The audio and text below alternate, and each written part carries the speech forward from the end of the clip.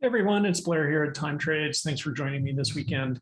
Quick announcement before we get into this. I am going to be on vacation next week, so this is the last video I'm going to be doing for 2 weeks. I'll talk to you again in roughly 14 days. So in the meantime, I will give some guidance in this week's video that will hopefully last for a couple of weeks. Okay, so starting with the Qs as usual, last week's forecast was pretty solid actually. We called for a probe below the magic level here at 322 and we got that. I thought we might actually go a little bit deeper below there. We did not. Because that was really the third probe below this magic level. And I thought we would get a little bit more extension on the downside. So Monday ended up being the low of the week. And then we were calling for the 16th here to be a real inflection point. And it just doesn't appear on the daily charts. It certainly was intraday with that massive rally kicking off after the FOMC announcement went live. So that really kicked off a strong 3-day move here. It remains to be seen if this is a genuine bull rally or if it's just short covering. Certainly everyone was hedged coming into this event. So I think that explains a lot of the reason for this very sharp upward move as those hedges got unwound. So that's something to be aware of. And that's really what tends to happen is when these date certain events actually occur and there's no surprises, then we tend to see these very short and sharp upward rallies. So what's next? We had a good forecast last week. We knew that the 16th and 17th would be an important date. We've gotten a sharp rally coming out of this. In a perfect world, I think we're going to end up seeing a little bit of a pullback just because it's come very far very quickly and it needs some basing and consolidation. That could even happen all the way down to the 330 level, 335 here on this magic level, and it would still have a bullish structure as it respects this strong boost off the 322. So looking at the forecast for this coming week, we see declining probabilities of an up move. We also see a small probability of a pivot low on Friday, March 25th. And we see probabilities of a pivot high April 1, a 60% probability of a pivot high April 1. Taking all that into account, that definitely leaves us with a bullish outlook heading into the next 2 weeks into early April. We also have the spring equinox, which tends to be an important inflection point every year. And from a timing standpoint, I'm going to turn on the cheat code lines and I'll share what I'm seeing here. We've basically been going down for ever since these two narrow cheat code lines back here in November, December. So we've basically been going down throughout this entire cycle. And now we're 1, 2, and almost 2.5 cheat code line cycles after this first teal line. So let's go back in time and see what has happened in previous examples of this. We can see back in September and late August of 2021, we had a teal line and then a decline for 1, 2.5 cheat code line periods. And that ended in early October and preceded a very strong boost up into November and the all-time highs there. So my point is that coming roughly 2.5 cheat code line cycles after this first teal line here, that would be a reasonable time compared to, what happened back in October. That's just one data point, though. We can also see in the February 2021 decline that lasted 1.5 cheat code time cycles. And going back to September 2020, another 1.5 decline. And now we're at the COVID low that lasted 2. So my point in sharing all of this is that these teal lines we know act as major pivots, and they should really be an anchor point for your analysis. You can see how right around these teal lines, we've seen these major pivots happen again and again over the last couple of years. And even if you go back further than that, they are consistent. So what we're seeing right now is indicative of a major pivot. So we've got 1, 2, 3 bounces off a key magic level at 322, and then a strong rally. I think this is a kickoff to a legit bull run, and this is more than just short covering. I think the short covering narrative is helpful. It keeps some worry in the system, and we all know bull markets like to climb a wall of worry. So we'll let that commentary play out in terms of bear market rallies. I think we see a healthy consolidation or pullback here in line with these declining probability of up moves, because sometimes we see declines even in the face of positive up probabilities as these probabilities are going down. And we also have this low probability pivot low coming on Friday, March 25th. So I think this week we'll see a orderly decline here as we build some base and consolidate under the 350 level. But on the whole, looking ahead to early April and then beyond, the information in front of us is pretty bullish, both from a time and a price perspective. Okay, so that is the Qs. One other thing I want to share on the Qs is I want to turn on the GAN waves here. So let's take a look at GAN waves.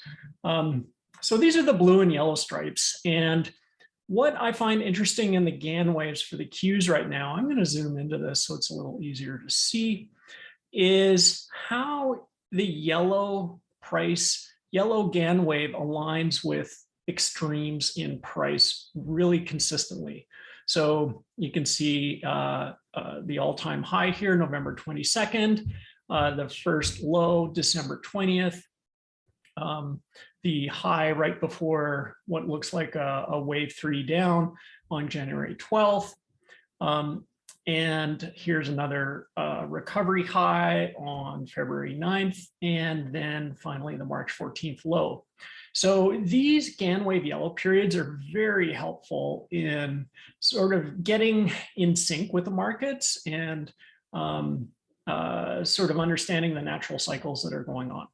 So looking ahead, we can see that we've got this April 1 high. It's within 2 days of the start of a yellow wave cycle here. So I'm going to be buying any pullbacks here into this the next few days, and hopefully we see some good buying opportunities coming up into Friday, March 25th, because that's when there's a pivot low.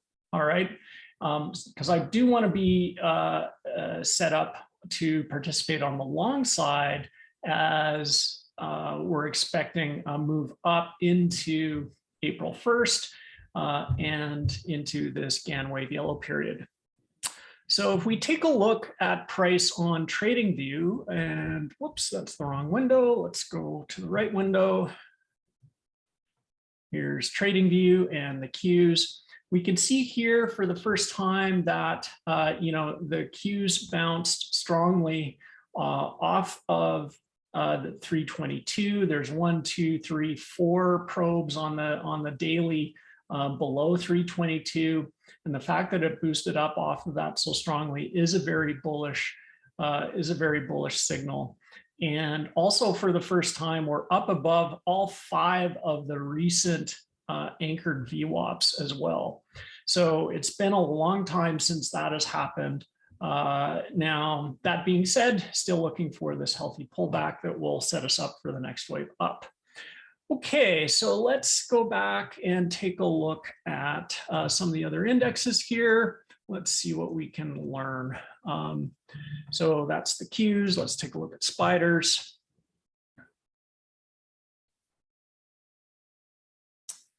All right, so spiders, it looks to me like it's kind of a mixed bag. Honestly, the best signal continues to be the GAN waves, right? You can see how the GAN waves are, yellow periods are consistently tagging those extremes, whether they're pivots high or pivots low.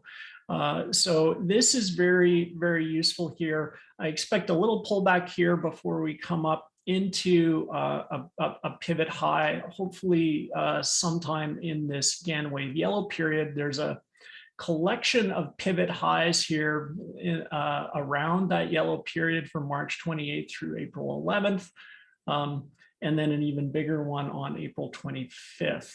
Most of the move probabilities are on the move up. And you can see these here compared to the probabilities of a move down, which are mostly zero. So again, it looks like we could be seeing a move up for at least one GAN wave yellow period and possibly even two. Let's take a look at diamonds.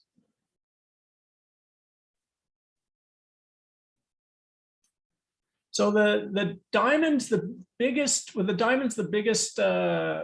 factor here is the March 31st pivot high. So again, we'll go with that. That's aligning nicely with what we're seeing in the other indexes. And with a second pivot high, also close to a GAN wave yellow period, March 2nd. So basically buy the dips for the next couple of months is or month and a half, I should say, is what we're seeing in time trades right now. IWM. All right, so IWM's it's a little different, I guess, but you know, I think the message is still the same though. We've got April 11th for a pivot high right around that GAN wave yellow period, and after that, another cluster of moves up into the May GAN wave yellow period. So again, even though there's a few probabilities of moves down here in late March, early April, I think most of the activity is going to be on the upside here. IWM has stabilized, it's consolidated, so we should be looking for any sort of technical breakout here above, you know, roughly 206. And hopefully we get a pullback this week that will let us enter that long with some good value. Okay, let's look at bonds. Bonds are really, really interesting at the moment. And we can see that bonds got smashed last week as we expected with interest rates going up. Now we've got a forecast pivot low on March 18th, so that's actually not forecast anymore. That's happened already. So this pivot low actually looks like it came within 2 days of the actual price low on March 16th. And now we've got some interesting clusters of up moves here on bonds. So this could put some wind in the sails of stocks a little bit, as it looks like bond prices are going to go up a little bit, and with that comes an expectation of maybe at least temporarily lower interest rates as the bond market adjusts to this new regime. Of course, nothing ever goes straight down. We know there's lots of interest rate increases planned in the future. But it looks like we're going to get a little corrective rally here in the bond market from March 29th to April 4th. And then there's going to be a much bigger rally in the May timeframe. So something that we should be looking out for there on TLT. Okay, let's take a look at XLF and the financials. All right, again, the financial sector shows a great example of GAN waves identifying these key pivots and extremes in price. And you can see how those have been identified pretty consistently with the yellow time period. So again, things are lining up to look at another price high. We've got a cluster of 1 standard deviation moves up in late March, early April, and 26% probability of a pivot high on April 6th for the financial sector. Okay, let's take a look at a few of the components of the queue, starting with Netflix. Now, Netflix, I mentioned last week, Netflix had a slightly earlier than expected pivot low on March 15th, I believe. And it has boosted quite strongly off the low on March 14th in alignment with that forecast from last week. And we can see here how looking ahead for the next week, we've got a nice cluster of probabilities of moves up continuing there for Netflix. So Netflix continues to look pretty strong. And you can kind of see that some of the patterns here in terms of price. It tends to like the GAN wave blue periods when it went, at least for the next 3-4 weeks or so. We've got that cluster here around this GAN wave blue period, and then looking ahead to April, same thing. And then we've got that early May pivot high again, which is common among lots of stocks that we've seen so far today. Okay, let's look at Microsoft. Microsoft, same thing. 1 standard deviation pivot highs and one standard deviation moves up, not pivot highs. That's this area is 1 standard deviation moves up. And then big probabilities of pivot highs, both April 19th and April 28th. So looks like we've got a little window of bullishness here for tech, and we should take advantage of that because it looks like it's likely to come to an end in early April. So again, we need to be nimble and quick on our feet and not get too dogmatic and dug in our positions. Okay, let's take a look at Tesla. Now, Tesla is interesting because it's got this giant 2 standard deviation move up sitting here on March 31st, but it's not waiting for that to get going on the upside. It's going already. Hopefully we get a pullback here. Now, often these big moves early in the month are driven by news releases around production numbers. So maybe we'll see something like that again with Tesla, but I think these probabilities are really understated. Tesla's starting to break out here, and we all know when it goes, it can really go. So this is one where I would kind of I wouldn't want to get too fancy on trying to get the perfect entry price on this one, because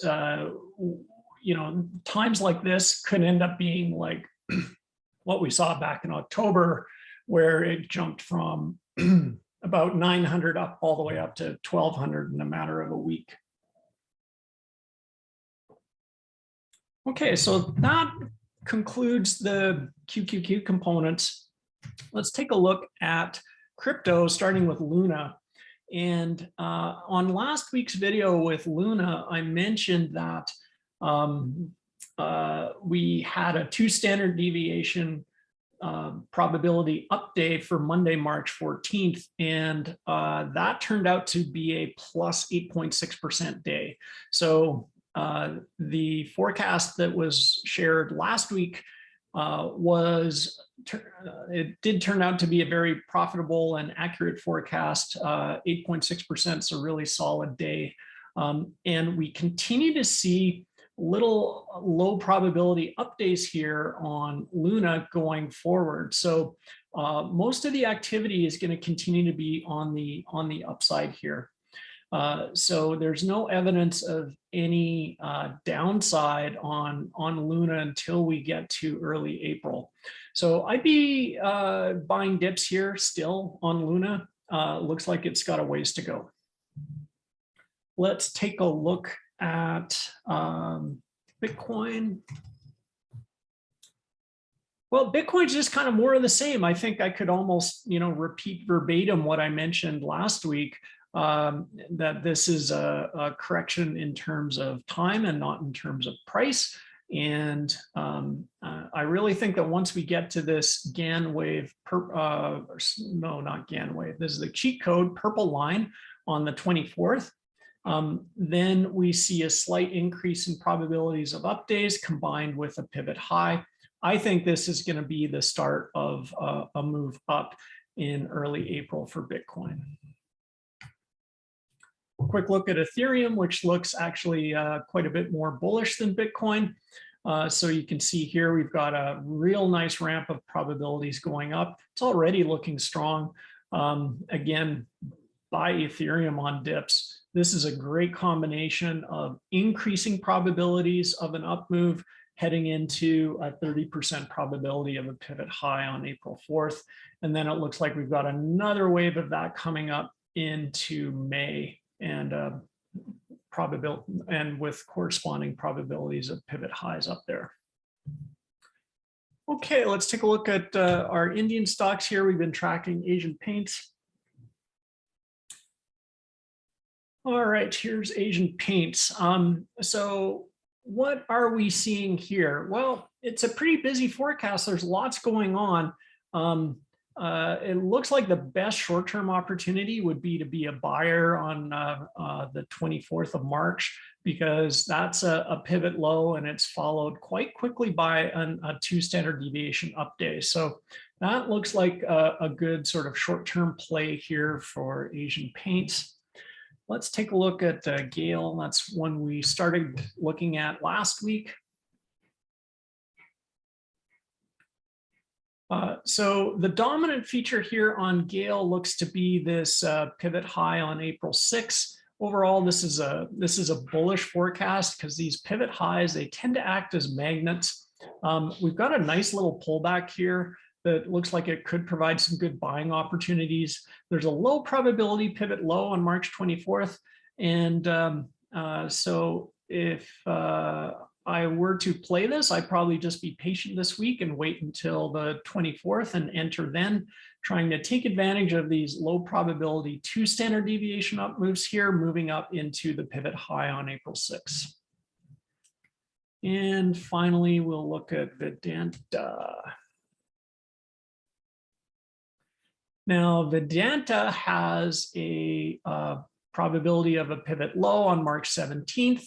And pretty quiet forecast for the coming 5 trading days, but starting Monday, March 28th, we've got a nice healthy cluster of 1 standard deviation up days leading into this pivot high. So my suggestion would be to buy on dips here, because it looks like there's some upside over the next couple of weeks here in Vedanta. That's it for me. I will talk to you all in 2 weeks after vacation. So trade safe and talk to you then. Bye now.